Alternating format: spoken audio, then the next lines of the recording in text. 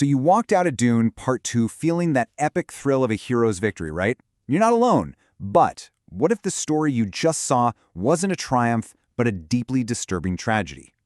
Today, we're going to deconstruct Paul Atreides' journey not as a hero's rise, but as the psychological birth of a tyrant. Okay, let's dive right in. This right here, this is the core idea we're going to unpack. The film isn't really about a chosen one saving his people. No, it's a chillingly effective look at how a man broken by grief and absolutely burdened by terrifying visions, reshapes his own humanity to grab for power. So forget the classic hero's journey. This is a calculated descent into something much, much darker. So how does a noble son become a galactic threat? Well, the whole transformation starts from the inside out. It begins inside his own head. To really understand the emperor Paul becomes, we first have to watch the psychological unraveling of the man he used to be.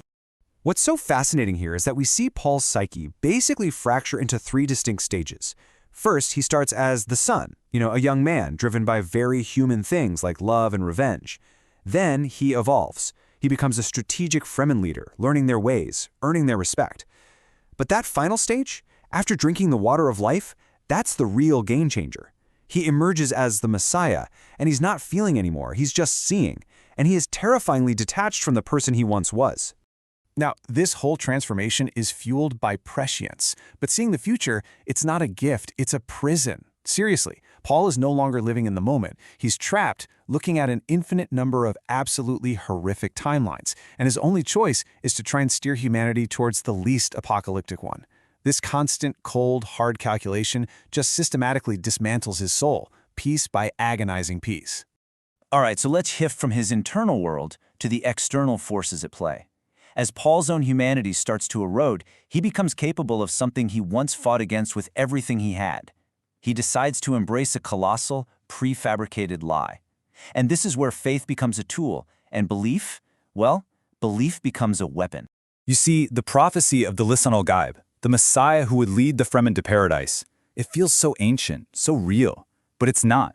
It was a complete fiction, deliberately planted on Arrakis centuries ago by the Bene Gesserit. It's a masterclass in social engineering, a religious failsafe just sitting there, waiting for someone opportunistic enough to flip the switch.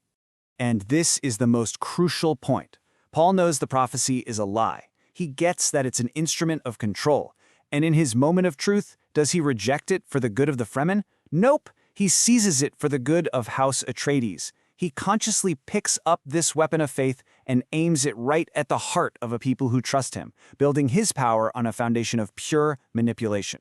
One of the most brilliant things the film does is show us exactly what Paul is becoming. It holds up these two other characters like mirrors, reflecting the man he's leaving behind and the monster he is actively choosing to become. First, you've got to look at Feyd-Rautha. He is Paul's perfect dark mirror. I mean, both are prodigies, right? Both were shaped by these ruthless political orders to be living weapons. But while Feyd-Rautha is just an open sadist who rules through pure fear, Paul is so much more insidious. He wraps his ambition in the holy robes of destiny. Their final duel isn't just a fight for the throne, it's a battle between two different brands of tyranny. And the movie illustrates this visually. It's just brilliant. The Harkonnen homeworld, Giedi Prime, is literally drained of all color. This stark, black and white look isn't just some cool design choice, it's a visual metaphor for their absolute moral vacuum. It's a world with no nuance, no compassion, only power. So while Feyd reflects the monster Paul becomes, Chani is the mirror to the man he was. She's his conscience. She loves Paul the man, not the Messiah, and she represents that connection, that love, the very humanity that he ultimately decides is a liability to his grand ambitions. This is exactly why her final act is the movie's true emotional gut punch. As Paul claims the throne and announces his political marriage, Chani just turns and walks away from him, and from everything he now represents. That moment, that's the mirror shattering. It's the definitive point where Paul chooses empire over love and power over his own soul. It's the point of no return. And that choice doesn't just seal his own fate, it sets the entire universe on a collision course. He calls it the narrow way forward, but really, it's a path he's about to pave with an ocean of blood. He has made his decision, and the consequences are about to set the galaxy on fire. In his visions, Paul saw a holy war, a galactic jihad fought in his name that would burn across the stars and claim 61 billion lives. He saw this future, this unimaginable atrocity, and he chose it anyway. He walked straight towards the flame, completely convinced it was the only way. And this is the great, haunting question of his entire story, isn't it? Was this truly the only way to save humanity from something even worse, or did he just scroll through thousands of possible futures and pick the one where House Atreides not only survives, but reigns supreme, no matter how many have to die to make it happen? You can literally hear his transformation in the music. When Paul finally addresses the Fremen leaders and he fully embraces that Lisan al-Gaib persona, listen closely. The score shifts. These thunderous, apocalyptic war drums start pounding. It's the sound of his ascension. The music itself transforms from a story of struggle to a story of conquest.